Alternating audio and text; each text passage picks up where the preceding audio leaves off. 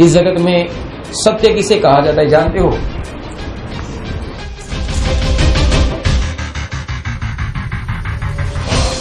जगत के लोगों के सत्य की बात करूंगा, जिसको लोग मानते हैं, जिसका नाम है गॉसिप। दंभ ही ईश्वर है।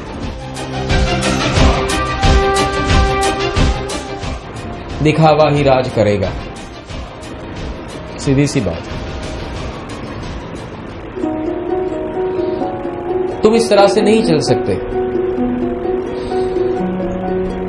कौन से सच की तुम बात करते हो?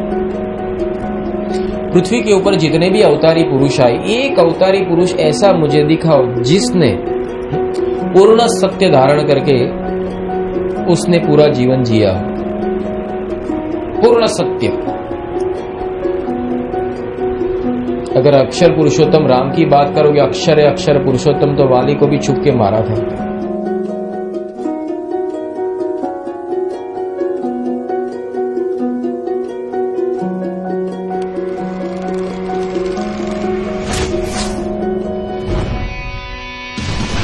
कहां है वो? पूर्ण सत्य की परिभाषा ही यही है कि वाली जैसे को छुप के ही मारना पड़े, पर किया क्या? अधर्म का नाश और धर्म की स्थापना। उसके लिए कुछ भी किया जाए वो सत्य है। इसलिए सत्य की परिभाषा जो तुम लिखी हुई पढ़ते हो वो नहीं है। सत्य की परिभाषा कुछ और है। वरना कृष्ण युधिष्ठिर को न सिखाते नरोवा कुंजरोवा। युधिष्ठिर क्या? जड़ता, सत्य के ऊपर रही हुई टिकी हुई जड़ता। सत्य किसके लिए बना है? धर्म की स्थापना के लिए, अधर्म की विजय के लिए नहीं। वो धर्म किस काम, वो सत्य किस काम का जो अधर्म की विजय दिलाए, अधर्म का शासन लाए। ऐसा सत्य है तो वो सत्य नहीं चाहिए। अगर युधिष्ठिर के पास जाकर अगर उसको बोला होता अश्वत्थामा हताए थी, अश्वत्थामा मर चुका।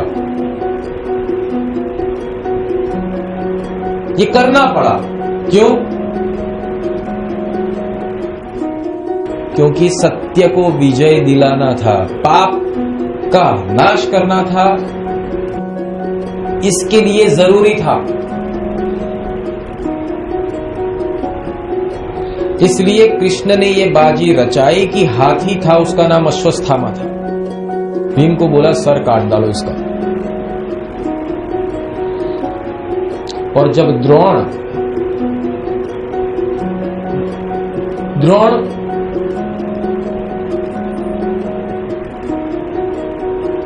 जब पाप के पक्ष में अपनी शक्तियों का प्रयोग कर रहे थे, जो नहीं करना चाहिए, पाप के पक्ष में अपनी शक्तियों का प्रयोग सत्यनिष्ठ की ओर कर रहे थे, सच्चाई की ओर कर रहे थे, सज्जन की ओर कर रहे थे, तो क्या ये योग्य है? इसीलिए उसकी शक्ति को भंग करना जरूरी था। शक्ति भंग कैसे की जाती है? मानसिक संताप से किसी भी व्यक्ति की शक्ति आदि क्षीण हो जाती है। मानसिक संताप क्या? द्रोण को पुत्र मोह था। अश्वत्थामा हताए थी, नरोवा कुंजरोवा। अश्वत्थामा मर चुके, अश्वत्थामा मारा गया, अश्वत्थामा मारा गया, अश्वत्थामा। ये सुना, पर अश्वत्थामा कहां मारा गया द्रोण की दृष्टि में नहीं आ रहा था। पर द्रोण ये जानता था कि कभी युधिष्ठिर झूठ नहीं बोलेंगे, कभी युधिष्ठिर झूठ नहीं बोलेंगे। इसलिए युधिष्ठिर से पूछने गए। जब युधिष्ठिर था वो धर्म संकट में आ गया, मैं तो सत्यवादी हूं, को आजीवन सत्य बोलने का मैंने नियम लिया है, अब क्या करूं? कृष्ण ने कहा तू सत्य किसके पक्ष में बोल रहा है? सत्य अगर पाप का राज आ गया तो तेरा सत्य का भी विनाश हो जाएगा, जिसको कहते हैं सत्यानाश। इसीलिए बोले मैं, और ऐसे जो जड़ता वाले व्यक्ति ना, मैं तो सच ही बोलूंगा, कुछ भी हो जाए मैं तो सच ही बोलूंगा।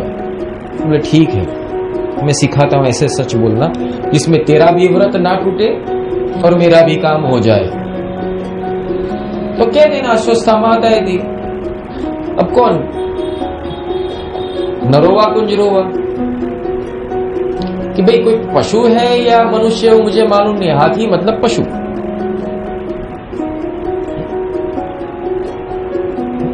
हाथी। तो कोई हाथी है या मनुष्य है वो मुझे मालूम नहीं है। अब इस बात के ऊपर भी युधिष्ठिर अड़ गया, बोले मैं कैसे कह दूं, नरोवा को निरोवा। तो कृष्ण ने कहा कि क्या तूने अश्वत्थामा को मरा हुआ देखा है? बोले नहीं। हाथी को भी मरा हुआ देखा है? नहीं। तो तेरा सच का सच तो तेरे पास ही रहा, तू कहां दोषी थे? अब बोल। इतना समझाना पड़ता है। एक ईश्वर के सामने युधिष्ठिर जैसा व्यक्ति कहता है मैं असत्य संभाषण नहीं करूंगा। लो, जब ईश्वर आज्ञा हुई कि तुझे इस तरह से चलना पड़ेगा, क्यों? क्योंकि पुण्य की रक्षा के लिए, धर्म की रक्षा के लिए। ये झूठ तुम्हें बोलना नहीं पड़ रहा है, ये तुम धर्म की रक्षा कर रहे हो, ये शस्त्र है।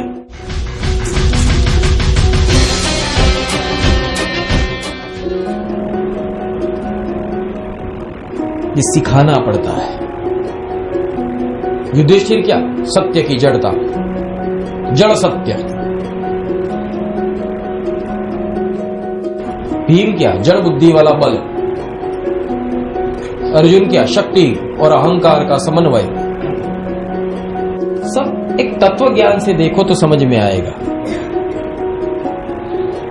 और वहां एक कृष्ण की अवस्था देखो, सबको समझाना पड़ता है। अर्जुन को भी समझाना, भाई लड़ना।